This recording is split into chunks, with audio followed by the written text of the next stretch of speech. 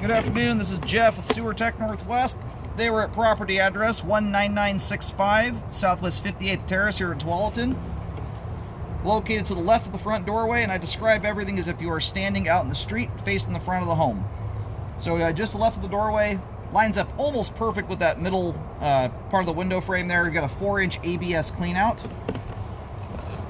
Sits closer to the little rock wall here than it does the front of the house.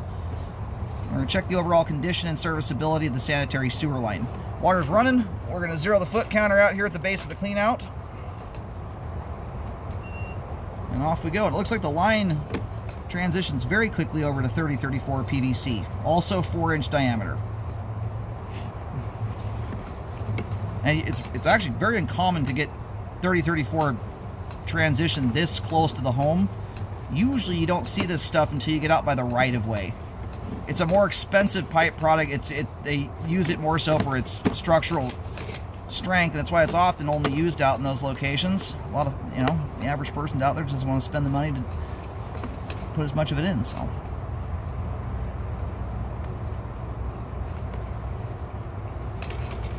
So right here, it looks like we're picking up a test T connection. My camera's kind of upside down for that. Let's see if I can twist this thing right.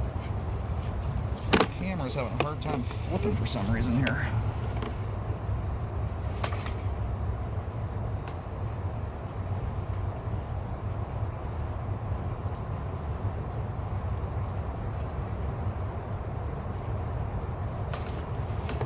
Anyway, you always have a test tee. Every sewer line has one.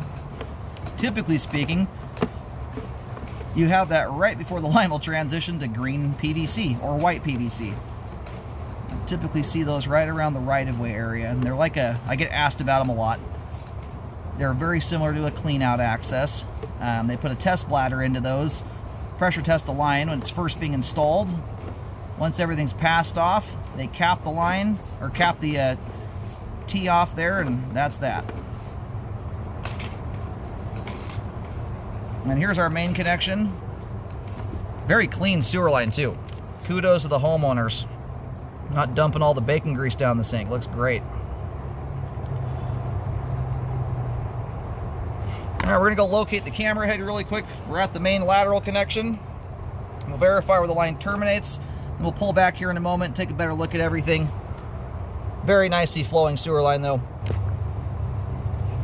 All right, located the camera head successfully. Line's still draining off here. We'll wait till it's fully drained off before pulling back in, but as the line is routed, it pops out just to the left of the front doorway, veers towards the driveway, ends up shooting out to the street, crosses the curb right about where the very tip of the driveway skirt is on the left side of it.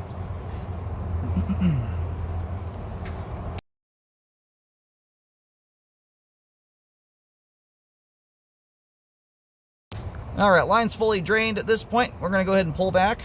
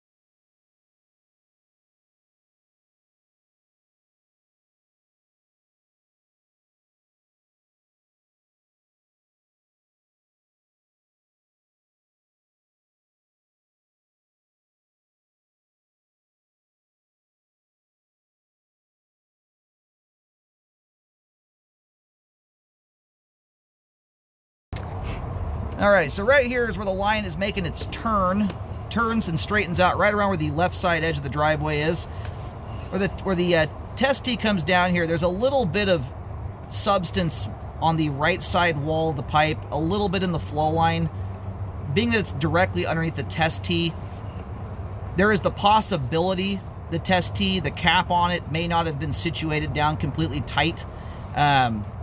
There's a lot of possibilities as to why that debris could have ended up there. Sometimes it's the physics of the line, the way the line dives and turns, stuff hits an outside wall, splashes inward, and you get kind of that effect there. It has a little bit of appearance of some grease. It's hard to say what it is. And so generally when I've got something that's a bit of a question mark, I'm looking for secondary signs to help confirm something's open.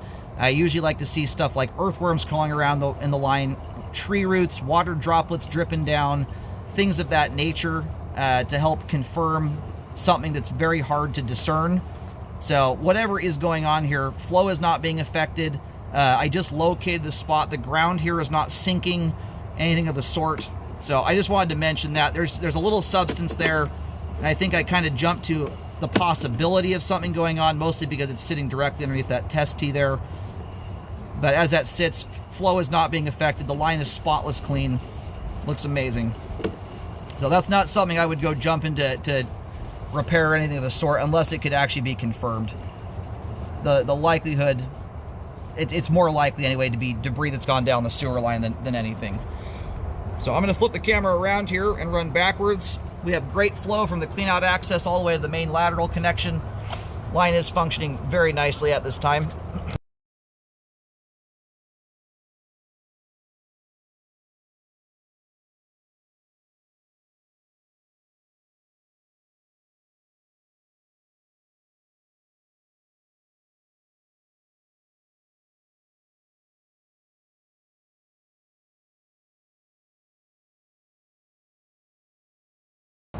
All right, I just went backwards there through the foundation wall. We're going up the vertical drop as the line dives down to exit the foundation. Good looking line going backwards into the house. No settling issues, and the line does neck down to 3-inch pipe right as you go backwards there. Great flow end to end. Sewer line is functioning properly at this time and spotless to boot. It's very rare to see a line that clean.